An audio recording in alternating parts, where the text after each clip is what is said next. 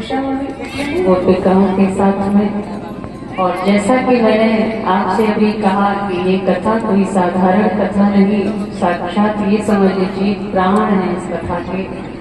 और यहाँ मैंने पहले ही आपसे कहा है कि ये कोई जो गोपियां हैं साधारण स्त्रियां नहीं हैं, आत्मा परमात्मा का मिलन है। और भगवान कृष्ण की तो बात ही अलग है महाराज। इनका चरित्र अगर आप सुनेंगे तो देखिए प्रभु ने सारी जिंदगी बहुत समस्याओं का सामना किया, लेकिन हमेशा बांसुरी ही बजाते रहे।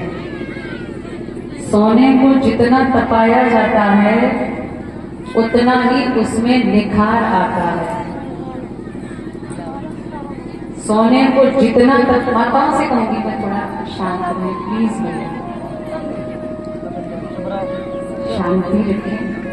एक मैया माता जी पीली साड़ी पहना है,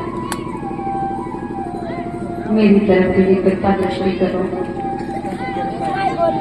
सोने को जितना तपाया जाता है उतना ही उसमें निखार आता है। मनुष्य भी ढेर सारे कष्टों को झेल कर संघर्ष करके ही महान बनता है। श्री राम 14 वर्षों की कठिन यातनाओं को सहकर प्रभु मर्यादा पुरुषोत्तम प्रभु श्री राम, भगवान श्री कृष्ण का तो जन्म ही जेल में हुआ, और जब जन्म हुआ और जन्म से ही शत्रुओं द्वारा सताए गए, जन्म से ही शत्रुओं द्वारा सताए गए। पूरा जीवन उन्होंने संकट का सामना किया, और जब मृत्यु हुई तो एकांत स्थान पर एक व्याध के बाण का शिकार हुए। अब आप ये सोचो कि कन्हैया का जब जन्म हुआ तो कोई खुशियां मनाने वाला नहीं, और जब मृत्यु हुई तो कोई रोने वाला नहीं, और फिर भी भगवान सारी जिंदगी बांसुरी ही बजाते रहे। इसीलिए भगवान को योगी राज श्री कृष्ण कहते हैं। ठोकर खाकर धूल वियोग को उड़ा करती है, रगड़ पाकर हिना कहते हैं मेहंदी को, जो मेहंदी पत्तों वाली होती है।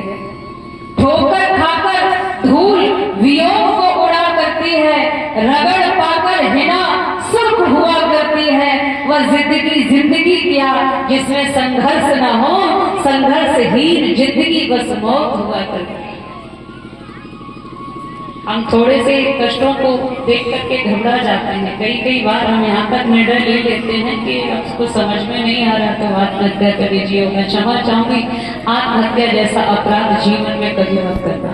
मार्ग में एक पत्थर पड़ा हुआ है, और उस पत्थर पर हजारों पथिक पैरों की ठोकर लगाते हैं और निकल जाते हैं, लेकिन वही पत्थर किसी शिल्पी के हाथ में लग जाए, जो मूर्तियां बनाता है, शिल्पीकार के हाथ में अगर लग जाए तो महाराज हथौड़ियों पछनियों के हजारों प्रहार झेल कर वही पत्थर किसी देवी या देवता के रूप में मंदिर में पूजा जाता है। और मैं कहूं आप सबसे, इसी प्रकार परिस्थितियों की हथौड़ों की चोट खाकर मानव में परिपक्वता आती है, दिव्यता आती है, समग्रता आती है। मानव महामानव बन जाता है, पुरुष से महापुरुष बन जाता है। दूसरों के कंधों पर सवार होकर केवल मरघट तक आप जा सकते हैं, इससे आगे नहीं। बहुत सुंदर लिखा है, जिन ढूंढा तिन पाइया गहरे पानी पैठ, मैं बबुरा बूढ़ डरा रहा किनारे बैठ। जीवन के अवतार मोती जो है वह सागर की तलहटी में गहरी डुबकी लगाने से मिलते हैं, किनारे पर बैठने से नहीं मिलते हैं। याद रहे, गंगोत्री से गंगा सागर की यात्रा पानी के के बहाव के साथ एक मुर्दा भी कर सकता है, लेकिन गंगा सागर से गंगोत्री की यात्रा के लिए जुनून, जज्बा, साहस चाहिए। उद्यम, साहस, धैर्य, बुद्धि, शक्ति, पराक्रम, षट यर्थ वर्तन्ते तत् देवा सहाय कृत, ये जहाँ छह होते हैं वहाँ महाराज भगवान स्वयं उसकी मदद करते हैं। बोलिए भगवान कृष्ण भगवान की। दुनिया में श्रेष्ठ कौन है महाराज? दुनिया में जीवन तो सभी जीते हैं, लेकिन उसका ही जीना सबसे श्रेष्ठ होता है जो औरों के लिए जीता है, जो परमार्थ के लिए जीता है। प्रकृति को देखो, प्रकृति अपने पास कुछ नहीं रखती, वो दूसरों को ही लुटाती है। धरा, पवन, पानी, अंबर, वायु, अग्नि, तारे, नक्षत्र, सूर्य, पहाड़, वृक्ष, झरना, नदियां इत्यादि अपने पास कुछ नहीं रखते। इसीलिए देवता कहते हैं, जो देता है वो देवता होता है। नदियां, झरने इत्यादि हमें पीने के लिए पानी देते हैं तो वो मीठा पानी होता है। समुद्र अपने पानी को नहीं देता है, इकट्ठा करता है, इसलिए सागर का पानी महाराज खारा होता है। तो देने वाला देवता। और ये लिखा है बहुत सुंदर, दो चौपाइयां हम आपके बीच में कहेंगे, इसके बाद कथा आगे लेके चलिए। कि परहित सरसा धर्म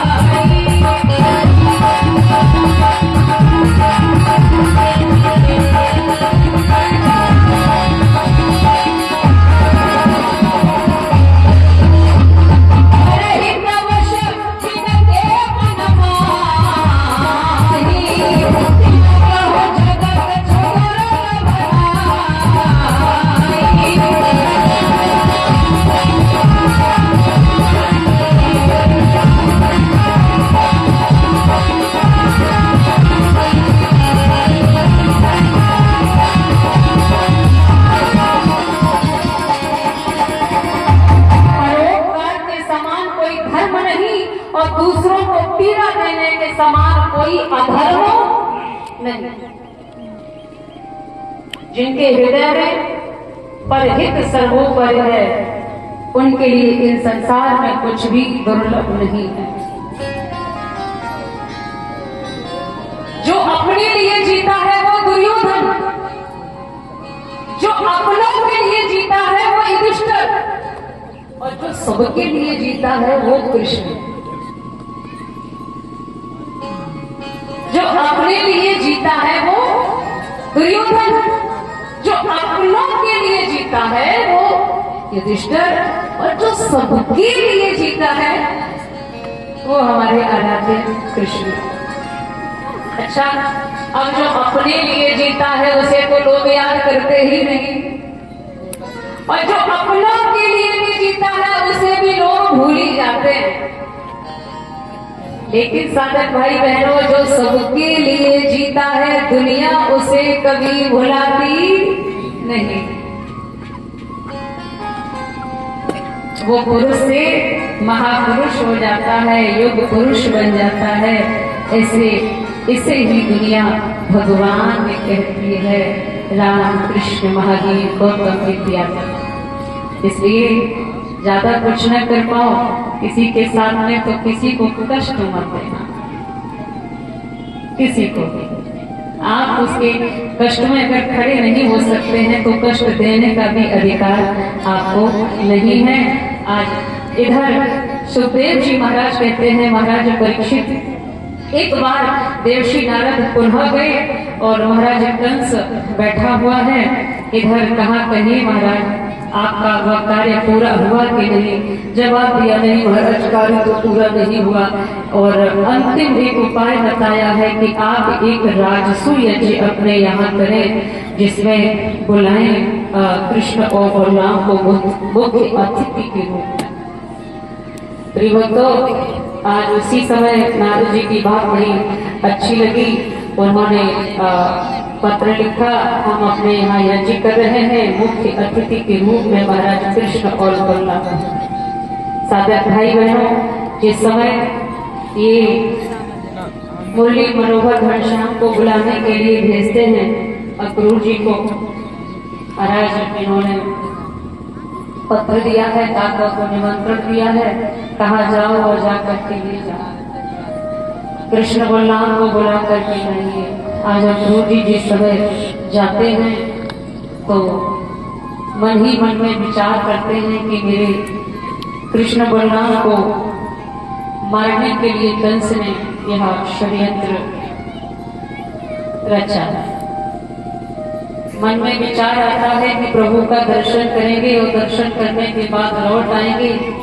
आज इस तरह काका पहुंच गए बाबा नंद जी के यहाँ। नंद ने स्वागत सम्मान किया, आदर पूर्वक बैठाया। इसी बीच में महाराज जो पत्र था वो पत्र दे दिया गया नंद जी। नंद को जब पत्र दिया है, मैया यशोदा रोने लगी है, इधर भगवान कृष्ण भी खेलते हुए आए हैं और कहा है काका कहिए मामा कंस का कैसा व्यवहार है जनता के प्रति। इस तरह से श्याम सुंदर एक साधारण व्यक्ति की तरह पूछ रहे हैं, उनको सब पता है लेकिन फिर भी ऐसे अनजान की तरह पूछ रहे हैं जैसे उन्हें कुछ पता ही नहीं।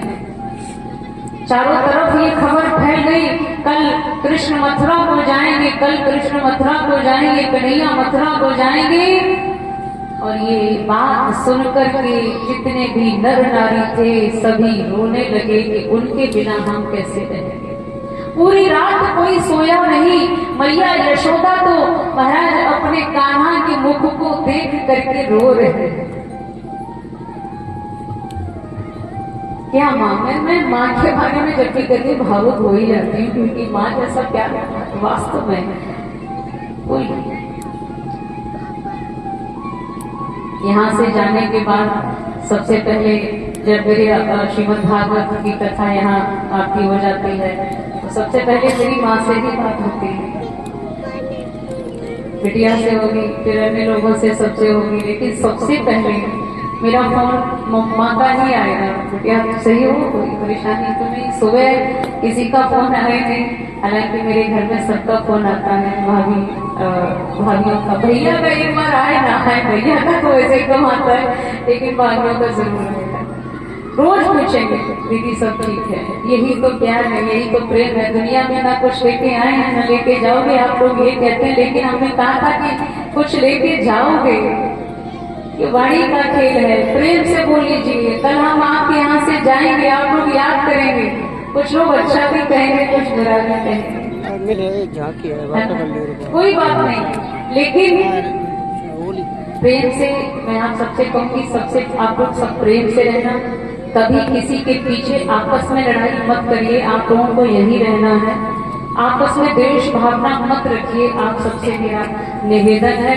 तो इस तरह आज भगवान कृष्ण की मैया यानी यशोदा जो कन्हैया के बिना एक पल ना रहे, अब वो कैसे ये घर इस तरह याद रखिए।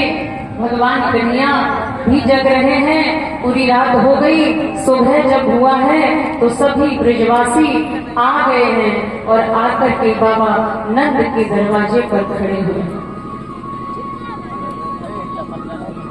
आ जाए हमारे बच्चे, कुछ अभी कथा हम आपके समक्ष लेके चलेंगे और ये तब तक आप लोग बैठ जाओ बेटा, ठीक है। सभी लोग रोए। गोपी मंडल रोकर बोला। भगवान कृष्ण जब जाने लगे हैं तो महाराज रथ में जब बैठ गए हैं, आज सभी लोग रो रहे। गोपी मंडल रोकर बोला, गोपिका बिहारी कहाँ चले।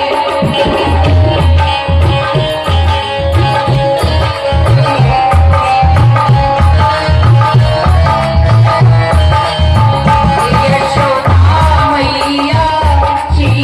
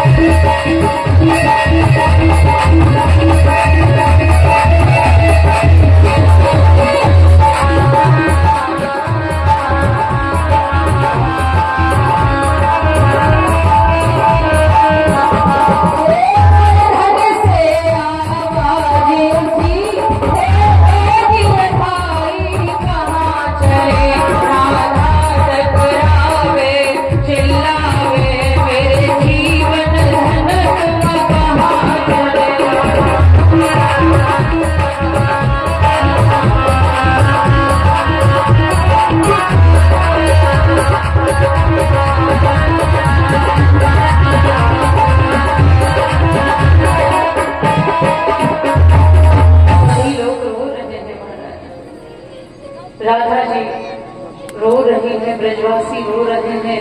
रथ में जब बैठ गए कृष्ण, बलराम, मैया यशोदा पूरी तरह से रो रही है। कृष्ण कब आएंगे, कन्या कब आएंगे।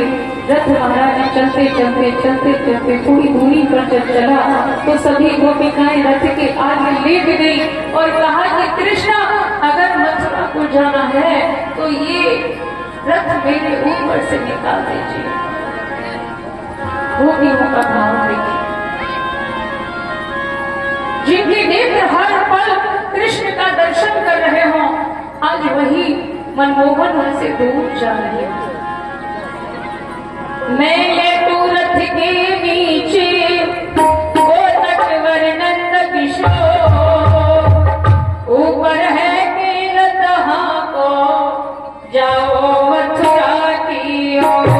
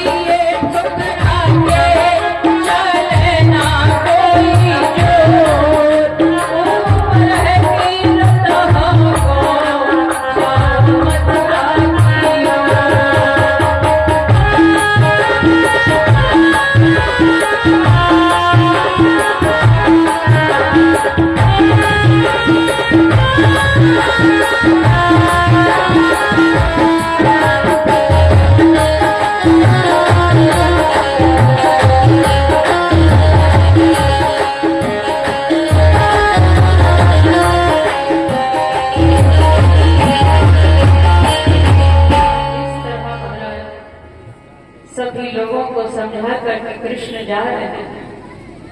मैया को बार बार कह रहे हैं, माँ रो नहीं, मैं बहुत जल्द